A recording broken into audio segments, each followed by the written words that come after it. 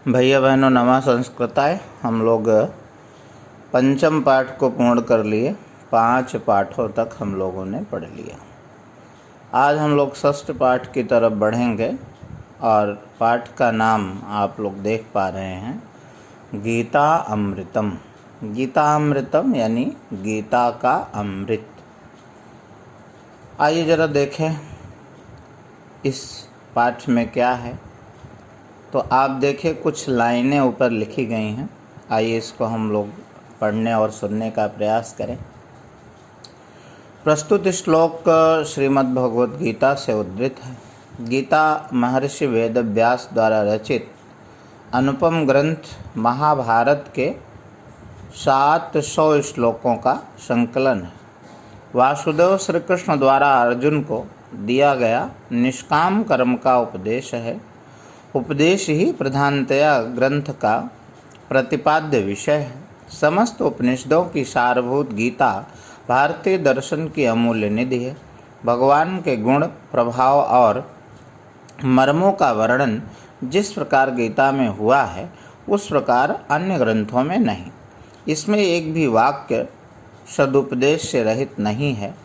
वह भारत के आध्यात्मिक ग्रंथों की परिणत है, जिसके लिए स्वतः वेदव्यास ने कहा, गीता सुगीता कर्तव्या किम अन्य शास्त्र विस्तरई। गीता का ही अभ्यास, मनन और गायन करना चाहिए। अन्य विस्तृत शास्त्र चर्चाओं से क्या लाभ है। तो कुछ श्लोक लिए गए हैं गीता से। आपके सिलेबस में कुल 11 श्लोक इस पाठ में दिख रहे हैं। तो 2-3 दिनों में हम इस पाठ को भी पूरा कर लेंगे, थोड़ा थोड़ा करके। तो आइए हम लोग इस गीता के अमृत का पान करें और देखने का प्रयास करें कि इस श्लोकों में क्या लिखा है। आपको परीक्षा देनी है, इसलिए कि एक शब्द का अर्थ ठीक रूप में आप ग्रहण करें। अच्छे से इस पाठ को पढ़ें, वीडियो को बार बार देखें, घर पर रहें, सुरक्षित रहें। तो आइए हम लोग श्लोक की शुरुआत करें। पहला श्लोक सुना सुनाया श्लोक है। बहुत सारे बार आप लोगों को इस श्लोक का उदाहरण दिया जाता है और आज उसी श्लोक से हम लोग प्रारंभ करेंगे। कर्मण्येवाधिकारस्ते मा फलेषु कदाचन मा कर्म फल हेतुर्मा ते संगः असत्वकर्मणि। ध्यान दीजिए, भगवान कृष्ण अर्जुन को उपदेश दे रहे हैं। यही आपका प्रसंग बनेगा इस पूरे पाठ का, कह लीजिए। तो पूरे पाठ में अर्जुन को मोह हो गया है और भगवान कृष्ण उनको मोह को दूर करने के लिए उपदेश दे रहे हैं। तो आइए हम लोग देखें कि आपके सिलेबस के प्रथम श्लोक में भगवान कृष्ण ने अर्जुन से क्या कहा। अर्जुन ने कहा कि कर्मणे वाधिकारस्ते। भगवान कृष्ण ने कहा कर्मणे वाधिकारस्ते। कर्मणे कर्म में ही, अधिकार ते, अधिकार माने अधिकार और ते माने तुम्हारा। तुम्हारा यानी अर्जुन। तो कर्मणे वाधिकार ते, हे अर्जुन तुम्हारा कर्म करने मात्र में अधिकार है। माँ फलेषु कदाचन, माँ माने नहीं और फलेषु माने परिणाम पर, कदाचन माने कभी भी। माँ फलेषु कदाचन, उसका परिणाम प्राप्त करने में कभी भी नहीं। यानी हे अर्जुन, तुम केवल कर्म कर सकते हो, उसका फल प्राप्त करने के तुम अधिकारी नहीं हो। फल क्या होगा यह ईश्वर तय करेगा, यह फल देने वाला तय करेगा कि क्या फल उसका देना है। तो पहली लाइन का अर्थ आप लोग समझ गए होंगे कि कर्मणे वाधिकारः ते मा फलेषु कदाचन। हे अर्जुन, तुम्हारा केवल कर्म करने में अधिकार है, उसके परिणाम में नहीं। नीचे की लाइन देखें। माँ कर्म फल हेतु भू। माँ माने मत, कर्म फल, कर्म के परिणाम के, हेतु माने कारण, भू माने हो। हे अर्जुन, तुम कर्म के फल के कारण मत बनो। यानी कोई भी कर्म फल की प्राप्ति हेतु मत करो। माँ कर्म फल हेतु भू। हे अर्जुन, तुम कर्म फल के अधिकारी मत बनो, मा ते संगः अस्वकर्मणि, और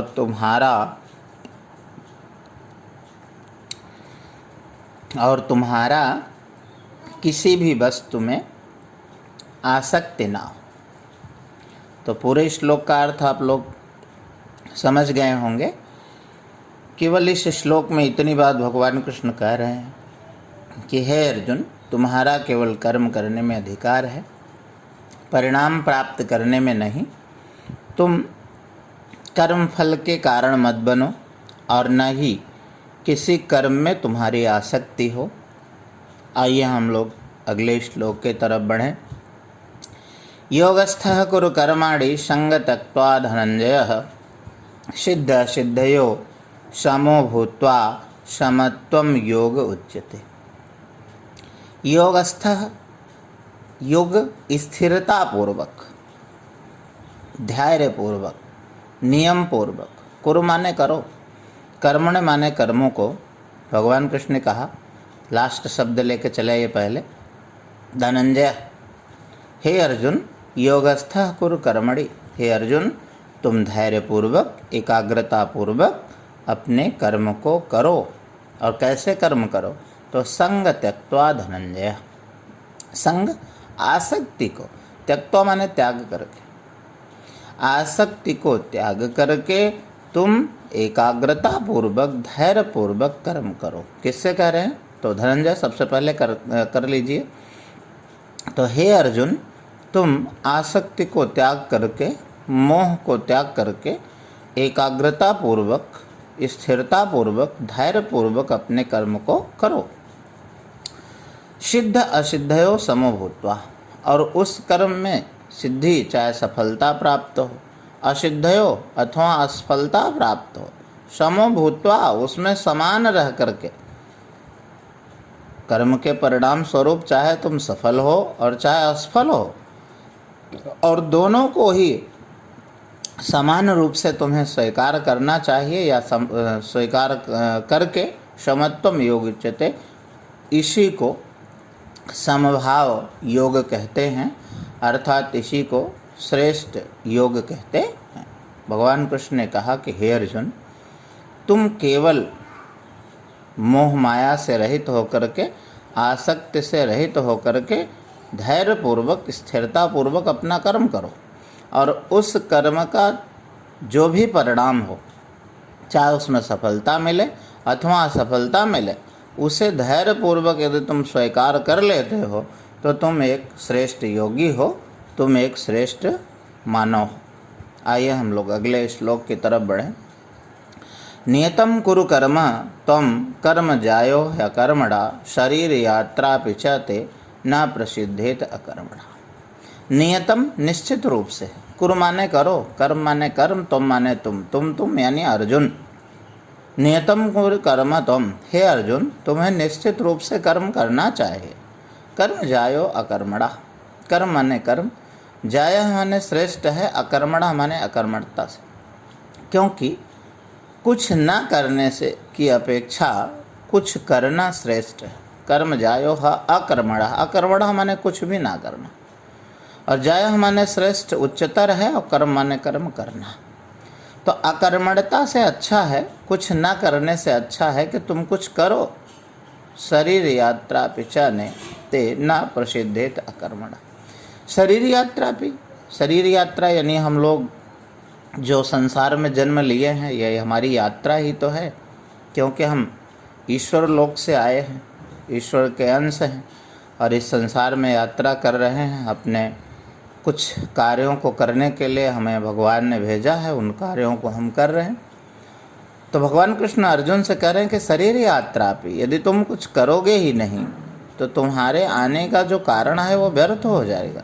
तो शरीर यात्रा पे चाहते ना प्रसिद्ध कर्मणा, कर्म ना करने से तुम्हारे शरीर के आने का जो उद्देश्य है, तुम्हारे जन्म का जो उद्देश्य है वह भी प्रसिद्ध नहीं होता है, अर्थात तुम्हारे आने का कोई परिणाम नहीं होता है, कोई फल नहीं होता है। तो पुनः ध्यान से इस श्लोक का एक बार अर्थ सुन लें। भगवान कृष्ण ने अर्जुन से कहा कि हे अर्जुन, तुमको निश्चित रूप से कर्म करना चाहिए, क्योंकि कर्म न करने की अपेक्षा कर्म करना श्रेष्ठ है। और कर्म न करने से तुम्हारे जन्म का जो उद्देश्य है वह पूर्ण नहीं होता है और तुम्हारी प्रसिद्धि भी नहीं होती। आइए हम लोग चौथे और एक श्लोक को और लेते हैं। शक्ताः कर्मणि विद्वांसो यथा कुर्वन्ति भारत कुर्यात् अविद्वांसः तथा अशक्ताश्च चिकीर्षु लोक संग्रहम्। शक्त का अर्थ आसक्त होता है, और आसक्त का मतलब होता है, साफ साफ आप कह लें कि किसी वस्तु में रम जाना, किसी वस्तु से बहुत अधिक प्रेम कर लेना, किसी कार्य से बहुत प्रेम कर लेना। तो कह रहे कर्मण्य विद्वांस, कर्मण्य माने कर्म करने वाला, और विद्वांस अविद्वांस माने मूर्ख अज्ञानी। यथा माने जैसे, कुर्वंत माने करता है, भारत का अर्थ अर्जुन। हे अर्जुन, जिस प्रकार से आसक्त व्यक्ति किसी कर्म के फल को प्राप्त करने के लिए कार्य करता है, यानी पूरे जी जान से हम आप ही हैं तो कोई परिणाम हमको चाहिए, कुछ हमको परिणाम मिलना है तो हम पूरे जी जान से, और जो भी हमारे पास साम दाम दंड भेद होता है, यानी हमको परिणाम चाहिए, उसके लिए कुछ भी करना पड़े। तो भगवान कृष्ण ने अर्जुन से यही बात कही कि शक्ताः कर्मण अविद्वांसो यथा कुर्वन्ति भारत। हे अर्जुन, जिस प्रकार से अज्ञानी व्यक्ति आसक्त होकर के कर्म करता है, यानी पूरा तल्लीन होकर के कर्म करता है, परिणाम को प्राप्त करने के लिए कर्म करता है, कुर्यात् तथा विद्वांसः अशक्तः चिकीर्षु लोक संग्रहम्। उसी प्रकार से जो विद्वान होते हैं वो आसक्ति से रहित होते हैं, उनमें किसी वस्तु को प्राप्त करने की प्रबल इच्छा नहीं होती है, लेकिन वो लोक संग्रह करने के लिए, यानी अपना परलोक सुधारने के लिए, मृत्यु के बाद उनको मोक्ष मिले, मृत्यु के बाद उनका पुनर्जन्म ना हो, तो इसके लिए जो अनासक्त व्यक्ति होते हैं, जो विद्वान व्यक्ति होते हैं, वो लोक संग्रह के लिए उसी तन्मयता के साथ अपना कार्य करते हैं। तो भैया बहनों, आप पुनः चौथे श्लोक का अर्थ एक बार केवल सुन लें। लिखा गया है कि जिस प्रकार से अज्ञानी व्यक्ति किसी भी कार्य में आसक्त होकर के किसी भी कार्य में इस तरह से रम जाता है कि बिना उसका परिणाम पाए वह रह नहीं पाता है, उसके लिए उसको चाहे जो करना पड़े।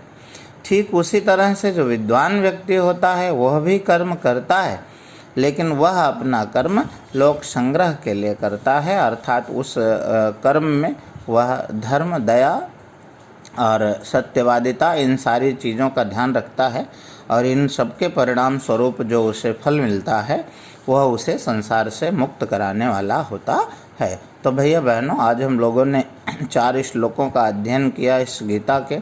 यद्यपि गीता के एक एक श्लोक पर एक एक दिन की व्याख्या हो सकती है, लेकिन हमारा जो सिलेबस है, हमें जितना परीक्षा में लिखना है उसी के सापेक्ष आपको अर्थ बताए जा रहे हैं। तो जितना आवश्यक है उतना अर्थ आपको बताया जा रहा है। निश्चित रूप से आप इसका अध्ययन कर लेंगे। और 4 श्लोक आज हम लोगों ने पढ़ लिया है।